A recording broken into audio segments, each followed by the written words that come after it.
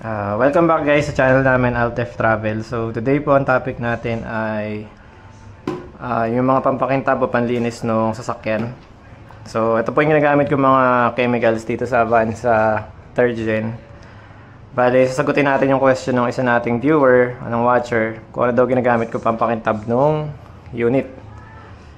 So mostly mga brands niya MTX, so kaya ako siya napili kasi yung mga prices niya affordable, medyo mura.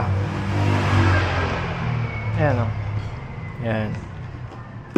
So mangyayari sa video, share ko yung mga details ng bawat chemical, kung para saan siya, paano gamitin. Tapos mamaya tuturo ko sa inyo yung application, kung kailan nyo siya gagamitin. So bale, simulan ko muna dito sa Supragloss. Bali, apply nyo pala to. So, itong tatlo dito. So, apply nyo siya pagkatapos yung mag-car wash. So, yung sa car wash kasi, yung may ginagamit ako dyan, car shampoo. MTX din yung brand. Tapos car shampoo yung brand niya. Ay, yung pangalan niya. Eh, wala lang ako yung sample kasi naubusan. So, wala ako nun.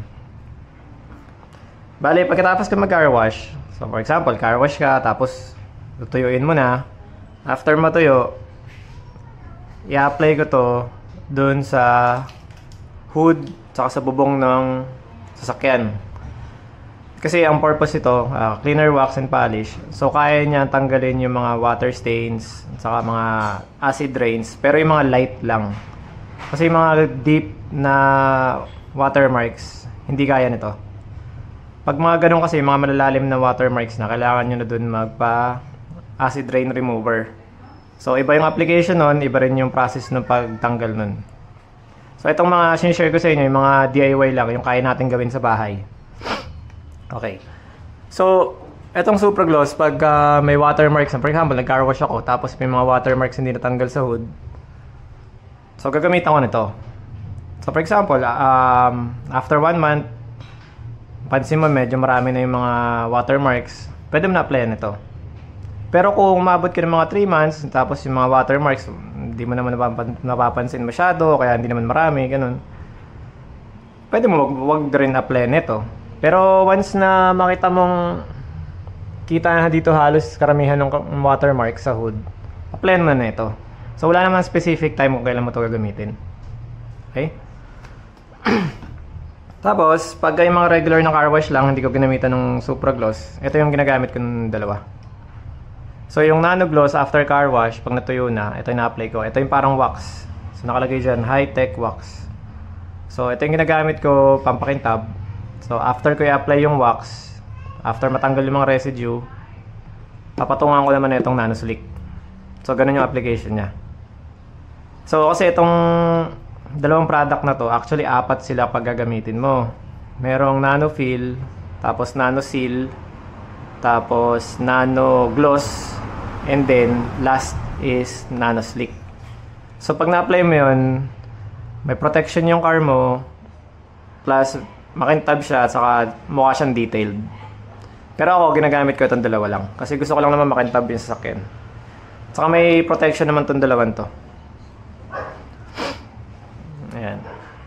Tapos ito palang dalawan to, pag yung mga meron siya mga scratches, light scratches, nako-conceal na itong dalawan to. Mamaya mapakita ko sa inyo sample. Meron akong gas-gas dyan eh. Natatago nitong dalawa.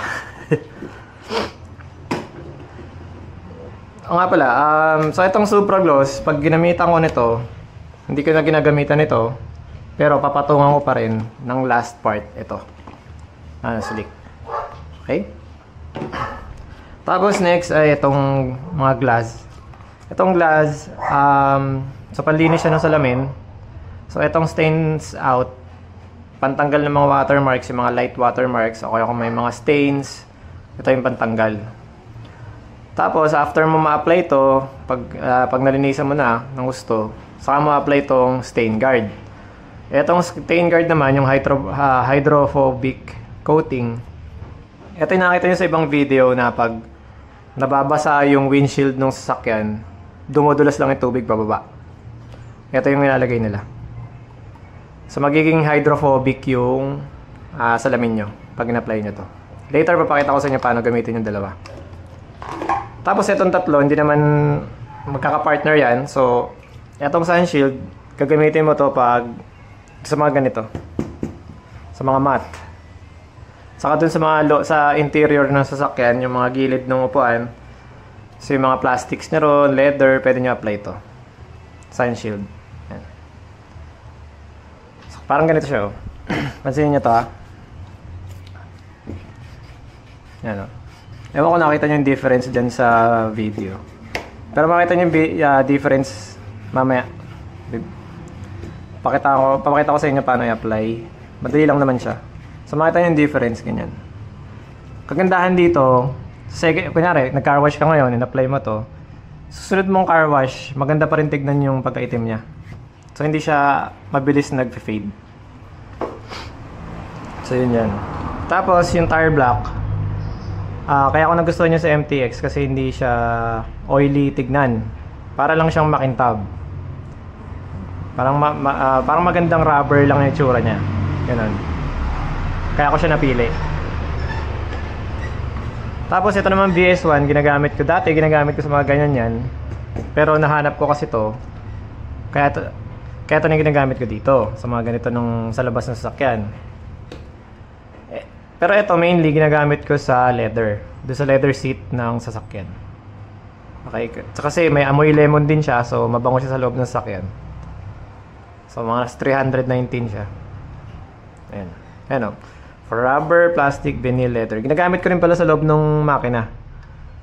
Sa loob ng hood, doon sa makina. Doon sa mga rubber, plastic, saka vinyl niya sa loob. Doon ko siya pinapahid para maganda tignan. So, parang ganito siya. Oh. Ayan. So, close siya dito kay sun shield. Ayan, oh. Pero medyo oily kasi siya tignan eh. Kaya mas bet ko yung kay sun shield. Ayan. So, yun guys. Ang gagawin natin next, i-apply natin to itong mga chemicals dun sa unit. So, gagawin ko ng video ngayon. So, yung una ko pong i-demo ay yung sa glass cleaning. So, yung stains guard saka stains out. So, kung mapansin nyo, meron mga watermarks yan dyan.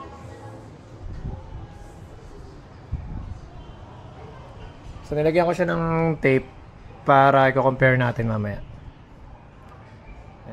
So mapapansin nyo may mga watermarks yan dyan na hindi na natatanggal pag nag-car wash o kahit sinabon. Ayan. So pupunasan natin mamaya tapos i-compare natin. Yan, meron din yan dyan. So sa pag-apply nung stains out,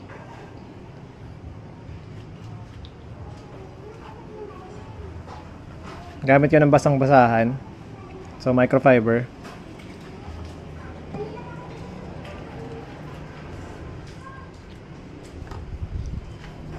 Tapos linisin mo to pag ganyan.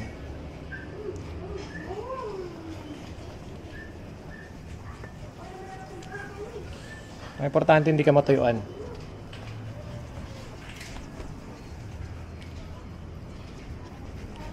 So ikot-ikot mo lang siyang ganyan para matanggal yung watermarks. So medyo matrabaho siya. After mo apply, punasan mo agad.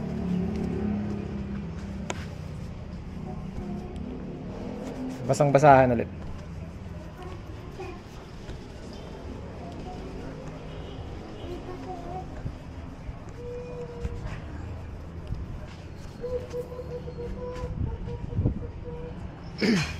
So ganun lang siya. Mukha siyang madali pero mahirap yan pag malaking glass na yung lilinisin niyo.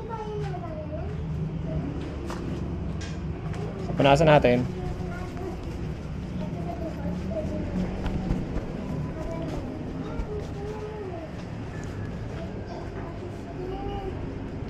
Tapos i-compare natin.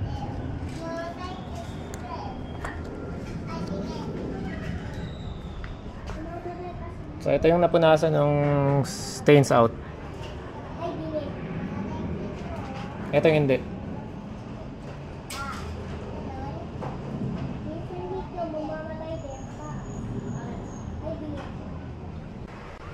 Ito naman guys, ang pag-apply nito. So after mo lagyan ng stains out. So for example, nalagyan mo ito ng stains out. Linis na. Tuyo na. Saka mo siya lagyan ito. Ikot-ikot mo na siya ng ganun. Hanggang sa makover mo lahat. Lahat ng area. So once covered na lahat ng area, papatuyuin mo siya ng 15 minutes. After magpatuyo ng 15 minutes, pupunasan mo siya ng basang-basahan. Yung ano lang, yung damp. Yung piniga mo maigi na microfiber, tapos pupunasan mo siya. Tapos pupunasan mo siya paulit-ulit hanggang maging madulas na siya. Hanggang sa kaya mo nang punasan ng tuyong basahan na madulas na. Pag madulas na siya sa tuyong basahan, okay na yun. Okay? Tapos nun, pag nalagyan mo na siya, diba, tapos na yung process, yung whole process. Huwag ka muna gagamit ng wiper. Dapat matuyo muna siya or wag mo siyang gagamitin ng kalahating araw. 12 hours to 24 hours. Ganun mo siya patutuyuin. Hindi ko na lang ma-demo kasi matagal yung prosesong yun. Pero pwede ko naman i-demo baka separate video. Pero dito sa video na to, hindi ko i-demo to kasi matagal. Okay?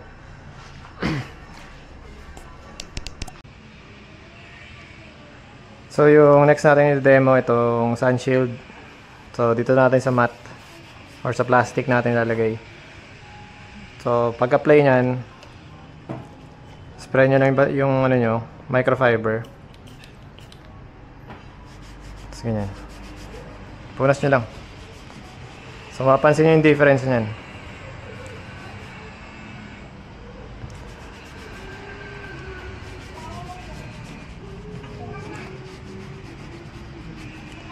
So, mapansin nyo yung difference dito. Kung mapapansin nyo sa video, dito yung medyo light yung color. Ito, labas na yung black. Testing natin dito.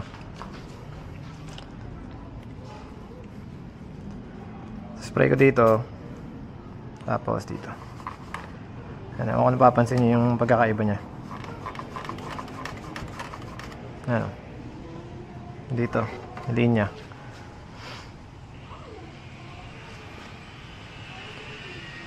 So i-apply nyo to bago kayo magpahid ng pampakintab nyo dito. Kasi gaya nyo, no, may chance talaga mapunasan nyo ng ganito yan. So pupunasan nyo siya pag nagpakintab na kayo. So ito muna, lagyan mo tong mga to, yan, dito, bago kayo mag-wax. So sun shield. So ngayon naman, discuss ko, i-share ko sa inyo itong ano, Nano Gloss, saka Supra Gloss. So hindi ko sure kung kita nyo yung mga swirl marks dyan, pero meron kasi siyang swirl marks dito, yan. Tapos dito meron din, yan, dito meron pa ganun. Pero hindi yata makikita sa camera. Pero pag tinignan nyo kasi ito sa maliwanag, kitang-kita nyo yun. So, ginagawa nung wax na to, itong Nano Gloss, tinatago nyo yun. Pag pinatungan mo rin ng, ano, ng Nano Slick. So, gawin natin.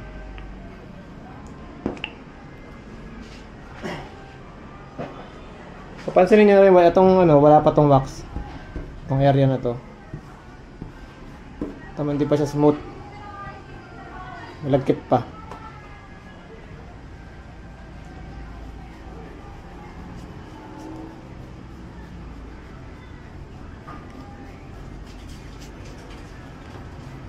Kaya may tape kasi dito sa kabila yung Supra Gloss.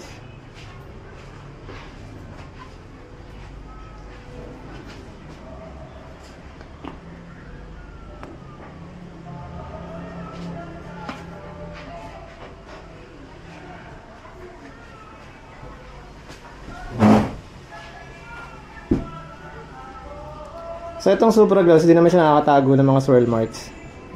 Ang ginagawa naman niya, parang nililinis niya yung mga stains o kaya watermarks. So hindi lahat ng watermarks, yung mga light lang. So ayan siya. Dito kay Supra Gloss, medyo tatagalan nyo yung pagkano dyan, apply. Para matanggal nga yung mga dumi. Or yung mga stains. So, ewan ko lang, makita nyo yung difference niya kasi makintab talaga yung sasakyan. Yung pintura.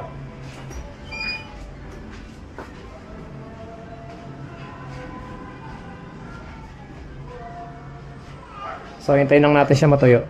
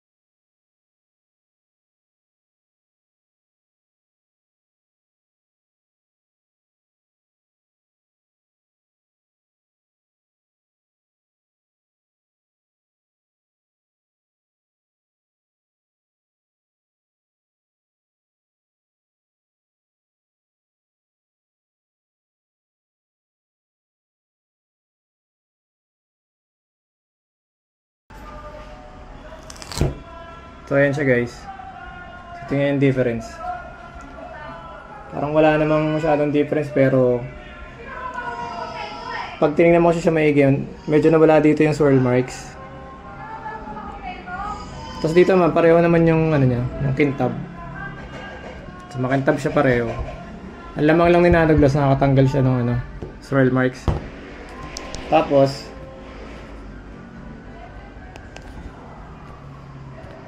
pag pinatungan po ng nung detailing, mas maganda.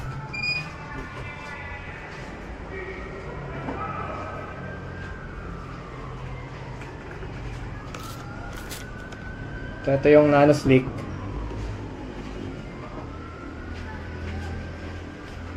Pinunasan mo siya. Yung results niya sa parehong wax mas maganda.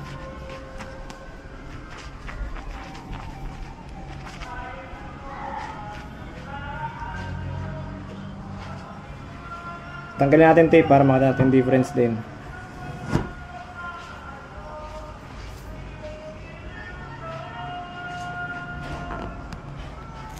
Ito yung difference niya.